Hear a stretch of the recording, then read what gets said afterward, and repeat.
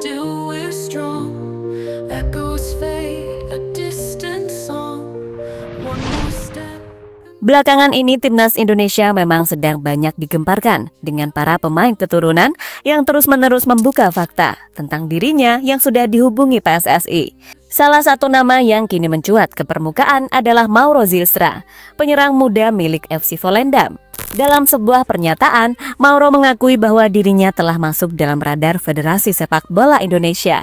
Bahkan, ia tinggal selangkah lagi untuk menginjakkan kaki di tanah air. Sebuah keputusan yang bisa menjadi titik balik besar bagi masa depan karir internasionalnya. Namun, sebuah kejutan tak terhenti di situ. Siapa sangka, ternyata ada pemain lain dari FC Volendam yang juga memiliki darah keturunan merah putih. Sebuah fakta yang tak pernah terduga sebelumnya. Apalagi dalam beberapa bulan ke depan, timnas Indonesia akan disibukkan dengan jadwal padat di berbagai kelompok umur. Semuanya akan bersaing di ajang bergengsi, membawa nama bangsa di pundak mereka. Namun geliat ini tampaknya tak diterima dengan lapang dada oleh negeri tetangga, Malaysia, yang sejak lama kerap merasa tersaingi, lagi-lagi melontarkan sindiran pedas, mungkin karena panas atau memang karena tidak ingin tertinggal. Tapi pada akhirnya, Harimau Malaya harus menelan kenyataan pahit. Salah satu pelatih asal negeri mereka sendiri bahkan dengan gamblang memperingatkan FAM dengan keras tentang bahaya ketertinggalan dari Indonesia. Lalu, sejauh mana kualitas pemain-pemain FC Volendam yang memiliki darah Indonesia ini? Dan bagaimana dengan tamparan keras yang disampaikan oleh sang pelatih asal Malaysia kepada negaranya sendiri? Semua jawabannya, let's go kita bahas selengkapnya. Don't afraid, it's time to come back. Together we'll face the track. Through the storm we won't look back. In our veins the fire's back. Mauro Zylstra adalah nama pemain yang belakangan ini sempat mencuat. Ia disebut-sebut sebagai pemain berikutnya paling dekat dengan PSSI. Di usianya yang baru menginjak 20 tahun, Mauro berhasil menembus skuad utama FC Volendam di musim 2024-2025 dan langsung sukses ikut mengantarkan timnya promosi ke Eredivisie. Nah, di usianya yang masih muda, pemain berpotensi sebagai striker ini disebut-sebut bakal diproses PSSI untuk jangka panjang. Mauro diprediksi bakal lebih dulu masuk dalam proyek U23 asuhan Gerald van den Berg yang membutuhkan amunisi menuju Piala Asia. Sekaligus bakal menggapai mimpi yang lebih tinggi dengan target meraih tiket ke Olimpiade 2028. Baru setelah adaptasi lama, Mauro bisa menjadi bagian dari timnas Indonesia yang diprediksi bakal berjuang di round 4 kualifikasi Piala Dunia 2026. Secara posisi, Mauro Zylstra sangat bisa menjadi backup dari Ole Romani, bahkan bisa juga jadi duet di lini depan. Namun selain Mauro, siapa sangka klub promosi ke Eredivisie ternyata masih memiliki dua nama pemain keturunan Indonesia yang dikabarkan tertarik untuk dinaturalisasi dan membela Garuda. Dia adalah Luka Blondo, yang namanya baru diketahui memiliki darah Indonesia, dan Ken van Overland, pemain yang menjadi perburuan klub besar Belanda, yakni PSV Eindhoven. Hearts ignite, the fire burns. In the shadows, lessons learned. Rise again, the world adjourns. Don't afraid, it's time to come back. Together we'll face the track. Through the storm we won't look back. In our veins the fire's back. Untuk Luka Blondo, nama yang mungkin masih terdengar asing bagi pecinta sepak bola tanah air. Namun siapa sangka, di balik nama itu tersimpan potensi besar dan darah Nusantara yang mengalir di tubuhnya.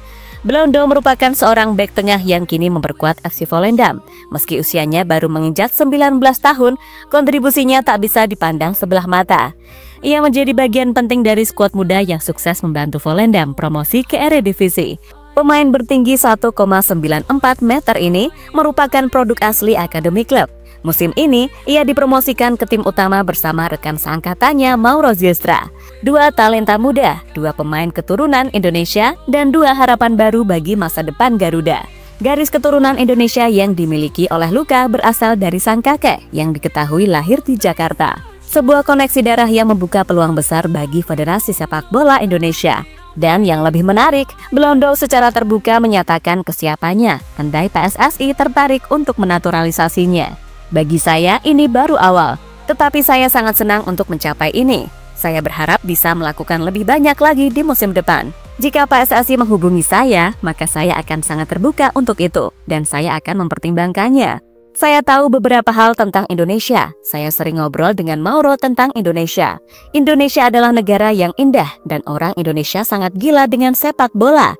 Dan Patrick Kluivert adalah pelatih Indonesia saat ini. Bunyi pernyataan Blondo dikutip dari Instagram Football Indonesia. Sebuah sinyal positif yang patut segera disambut. Dengan posturnya yang menjulang dan keunggulannya dalam duel udara, Blondo jelas punya atribut ideal sebagai tembok pertahanan masa depan. Sosok yang bisa jadi pelengkap sempurna untuk lini belakang timnas Indonesia, yang selama ini kerap kekurangan bek bertipe kokoh dan lugas untuk bersaing di level Asia menuju Olimpiade. Bersama Mauro Zylstra, Luka Blondo sangat mungkin untuk ditempa lebih dulu di timnas U23 di bawah asuhan pelatih Gerald van den Broek. Keduanya bisa jadi bagian proyek jangka panjang sebagai fondasi baru generasi muda Garuda. Dan kini lihatlah ketenangan, kecerdasan membaca permainan, dan kekuatan fisiknya di lapangan.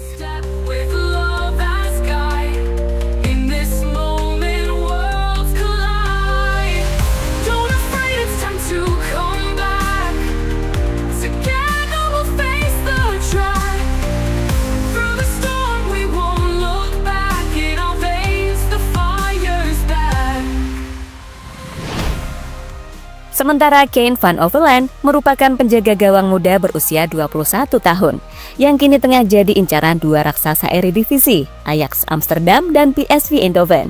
Ia bukan hanya tampil solid di bawah Mistar, tapi juga memiliki latar belakang yang membuat publik Indonesia semakin penasaran.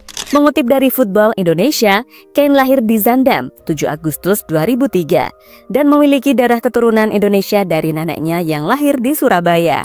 Meski neneknya merupakan warga Belanda, dalam konteks Hindia Belanda saat itu, ia masuk kategori Blijvers atau keluarga yang tetap punya ikatan dengan tanah Nusantara. Status ini menjadikan Kane eligible untuk memperkuat timnas layaknya Maarten Pas. Performa Kane musim ini bersama FC Volendam juga tak main-main. Ia tampil konsisten sebagai pemain inti, usai di musim sebelumnya jadi cadangan saja. Dan dalam perjalanan promosi, ia membantu tim bersaing di papan atas Eerste Divisie dan dipastikan bakal tampil di Eredivisie musim depan. Hal ini kabarnya nggak terlepas dari ketertarikan Ajax dan PSV menjadi penguat bahwa Kane bukan sekedar penjaga gawang biasa. Ia punya postur, refleks, dan ketenangan yang membuatnya layak disebut sebagai kiper masa depan. Jelas Kane van Overland adalah talenta muda masa depan yang menjanjikan. Ia perlu diperhitungkan buat kelompok umur, bahkan di tim senior juga sangat bisa di masa depan. Kini, namanya mulai dikenal di Belanda. Dan bagi Indonesia, Kane van Overland bisa jadi talenta penting di bawah Mistar jika federasi mampu bergerak cepat.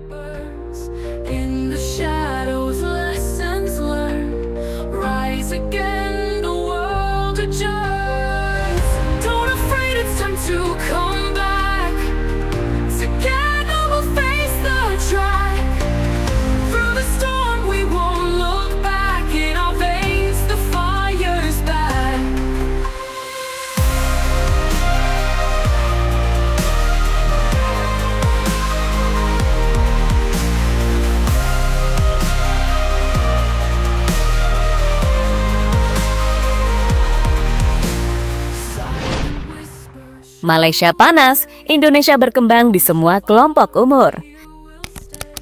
Melihat perkembangan sepak bola Indonesia dari waktu ke waktu, kita seolah sedang menyaksikan sebuah perjalanan panjang yang mulai menemukan arah tujuannya.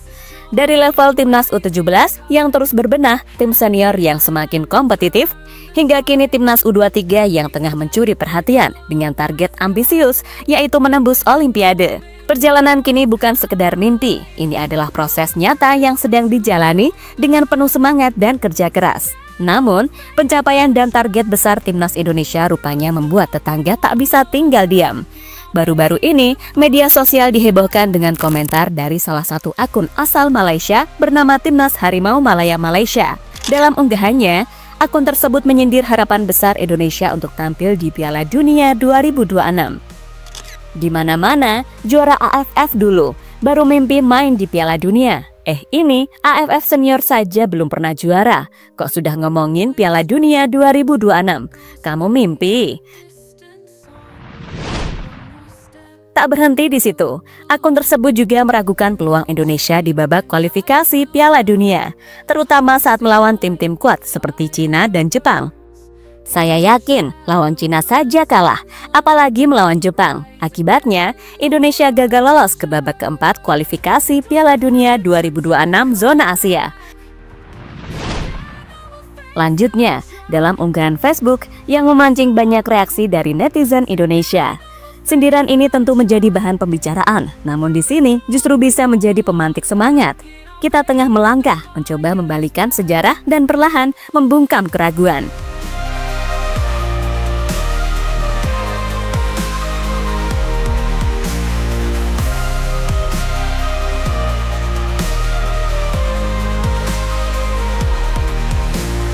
Silent whispers show the way, gone too far. Pelatih asal Malaysia ingatkan buat nggak iri dan roastingan FAM. Di saat netizen hingga media Malaysia iri dengan sejarah timnas U17 Indonesia mencatat sejarah emas hingga timnas di berbagai kelompok umur sedang berbenah, ada suara tepuk tangan bergema dari pelatih asal Malaysia sendiri, yaitu Raja Isa, memberikan pengakuan atas kemajuan yang ditunjukkan oleh Indonesia. Raja Isa menilai pencapaian ini sangat baik karena target utama Merah Putih adalah untuk tampil di Piala Dunia. Dengan lantang penuh kebrutalan, dia juga mengharapkan agar prestasi Indonesia tidak membuat Malaysia merasa tertekan, apalagi sampai iri seakan Indonesia nggak berjuang. Timnas Indonesia U17 tidak mencapai semua ini secara instan. Mereka sudah gagal 2 kali ke Piala Dunia U17 sebelumnya. Namun dengan pembinaan yang berkesinambungan, Nova Arianto berhasil membawa mereka ke level ini. Jangan tertekan dengan apa yang dicapai Indonesia. Proses yang mereka jalani serupa dengan Malaysia. Kini semua harus melalui proses itu. Jangan terlalu cepat iri, tetapi jadikan ini sebagai inspirasi untuk melangkah lebih jauh. Mereka punya semangat yang luar biasa. Itu yang menjadi kekuatan mereka, tegas Raja Isa dalam wawancara di YouTube Harimau Malaya. Lebih dari sekedar memuji Indonesia, pernyataan juru taktik asal negeri jiran ini tentu merupakan sindiran keras untuk pembinaan usia dini dari FAM yang dinilai perlahan sudah tertinggal jauh. Don't afraid, it's time to come back. Together we'll face the track. Through the storm. Pada akhirnya, memang hasil yang membuktikan, dan kini timnas Indonesia perlahan sedang menikmati jerih payahnya selama ini. Dengan penuh kesabaran diejek tetangga pun tetap berjalan dengan baik dan tetap respect pula. So, sekarang giliran bye-bye Dek Malai.